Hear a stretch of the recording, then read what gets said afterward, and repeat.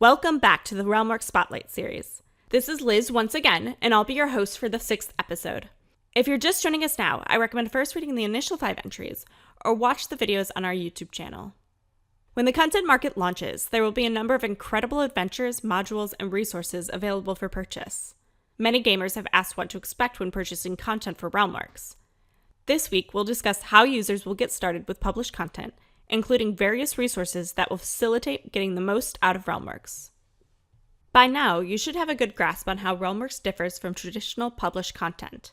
As you've seen, these differences add a lot of valuable options and resources for GMs, and we want to make sure GMs start off on the right foot. After you buy an adventure or module in Realmworks, you have 3 options. The first is creating a new realm with the purchased content. This option is ideal for standalone adventures like Rise of the Runelords or detailed settings like Pirate's Guide to Freeport. Once the new realm is created, you can run the adventure as is or customize it to your heart's content. The second option is adding the content into a staging area within an existing realm. This is a great option for a variety of published materials. Because the content is kept separate within the staging area, you can freely pick and choose what to incorporate into your world. If you want to add Thistletop from Rise of the Runelords to your custom world, simply move the topic and its children into your active material. The last option is integrating published content straight into an existing realm, which is ideal for small modules or mini settings.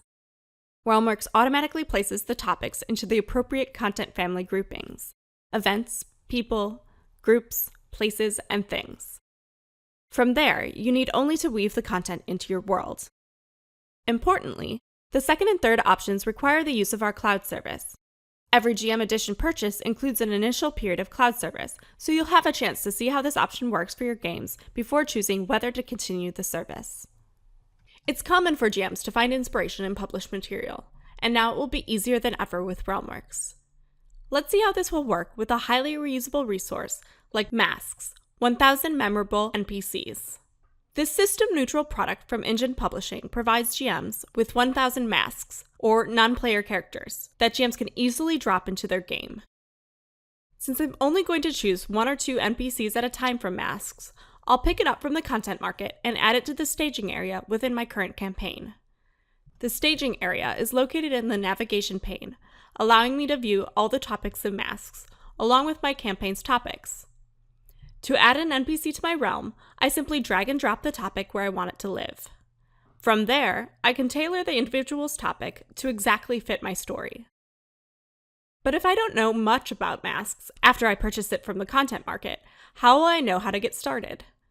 Modules, settings, and other resources purchased in Realmworks will all include details about the content for both GMs and players. To see what this will look like, let's look at masks in its own separate realm. In the navigation pane on the left, you'll notice a Sources section. By clicking on the Masks topic, you'll find a brief description of the content called Story Source in Realmworks. What I want to read is the GM synopsis. The GM synopsis for Masks includes summary information, like the story source, but it also includes summaries and links to game mastering advice, as well as links to the NPC's genres: fantasy, sci-fi, and modern. Clicking the links in the GM synopsis brings you to the associated topic within Realmworks. So if I want to check out the advice on finding the perfect NPC, I just click the link in the synopsis and it brings me to that topic. Also included in the GM synopsis for Masks are suggestions for using the material with Realmworks. With this particular resource, we recommend using tag filtering to find characters that fit your criteria: traits, genre, and even author. So if I want to find all the NPCs with the wealthy trait, I could easily narrow down the list to everyone with that tag. Finding a suitable NPC for a particular situation can't get much easier. The GM synopsis should always be your first stop after picking up content for Realmworks. You'll get an overview of the material and guidance on how best to leverage the content in Realmworks. Now that you've seen how a reusable resource like Masks will be presented in Realmworks, let's head over to the mammoth-sized Rise of the Runelords adventure path from Paizo. Rise of the Runelords is over 400 pages long and includes 6 major chapters, not to mention extensive player materials. Trying to include everything a GM needs to know into one GM synopsis would be overwhelming for any GM. Recognizing this, we've included an overview and a separate detailed synopsis for each chapter. After I first purchased the adventure path, I can check out the GM synopsis for Rise of the Runelords to get a general sense of the story. The second section, using this material, is especially useful.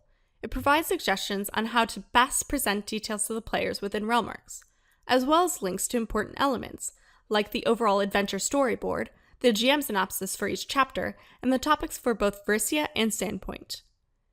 The Chapter 1 Burnt Offering synopsis gets into the nitty-gritty details of the opening chapter, providing GMs with the summary, links to key events, and more.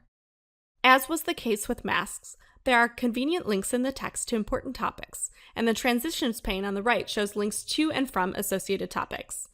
With summary details and guidance for getting the most out of Realmworks, the GM synopsis for the current chapter you're running is a great topic to review before an upcoming session.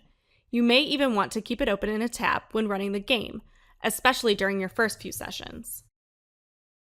Now you know where to start, but what about the players? While looking at the GM synopsis topics, you may have noticed something important. The snippets are all GM directions. This was done on purpose, as the details in these topics are for GM's eyes only. However, there's typically background content and information included in published material that are meant for the players. That's where the player synopsis comes in. Let's take a look at the player synopsis for The Pirate's Guide to Freeport by Green Ronin Publishing. This player-specific topic includes text snippets that can be revealed to the players as the players encounter the locations, characters, and events during play.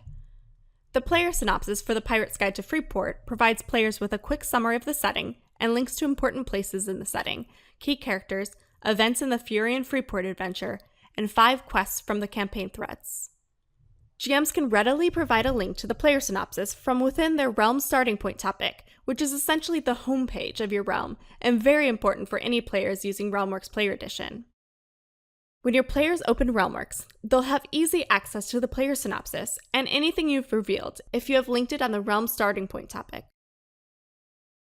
As was the case with the GM synopsis, large adventures like Rise of the Runelords will have separate subtopics for each chapter. This will keep things more manageable and allow you to reveal details to players chapter by chapter instead of maintaining one massive topic. Between both the GM synopsis and player synopsis topics, you'll have everything you need to get started when you pick up your next module or setting from the content market. Thanks for joining me as I showed how to get started with published content from the Realmworks content market after it launches in early 2016. In the next episode, we'll focus on NPCs, monsters, and encounters. You'll see how stat blocks are included in adventures and modules, and the many options available to users with Hero Lab. Don't forget, we can email you when the next episode is out. Sign up here to receive an email with every new update. Click here to subscribe to our YouTube channel. If you have questions that you want us to answer in future episodes, let us know. Click here. Thanks for watching. Live long and prosper.